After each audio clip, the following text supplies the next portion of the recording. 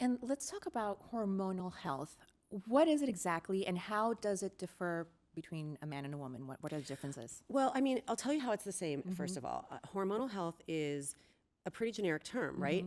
It's something that is dynamic and evolves over time. So I think this idea sometimes that we get sold of hormonal balance is very misleading. Yes. Because it implies that there is a permanent fixed balance that a person must exist within, and that is absolutely false. Your hormone levels are changing throughout the day, throughout your life, as a girl to an adolescent to a woman to postmenopausal. So there are physiologic built-in changes that are meant to happen. And let me back it up and just say, if we don't know what hormones are, we can't really have the conversation. And this is, by the way, Catherine, why I developed Menopause Boot Camp, which started as a live event here in Southern California and evolved into the book. Oh, wow.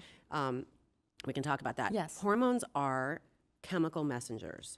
They are the way the body talks to, one of the ways that the body will talk to itself. So hormones are coming from the brain, talking to, for instance, in the case of estrogen, to the ovaries. There's insulin, there's thyroid. There are many other hormones. They're not just like female or male. Yes.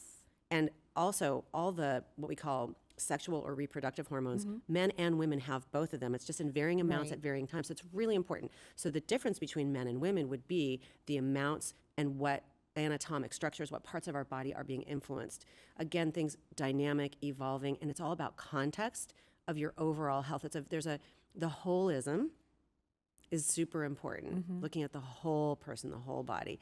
And I think the last thing I do want to say about that is I think sometimes we do divide these things up as if, again, men versus women, or your uterus versus your brain, when in fact we know that if we talk about estrogen, for instance, but also testosterone, progesterone, specifically estrogen, you have estrogen receptors in pretty much every tissue in your body, the obvious ones, but yes, your brain, the lining of your blood vessels, your bones, your skin. So you can start to understand why, as you said, hormones influence everything. Everything. Yes.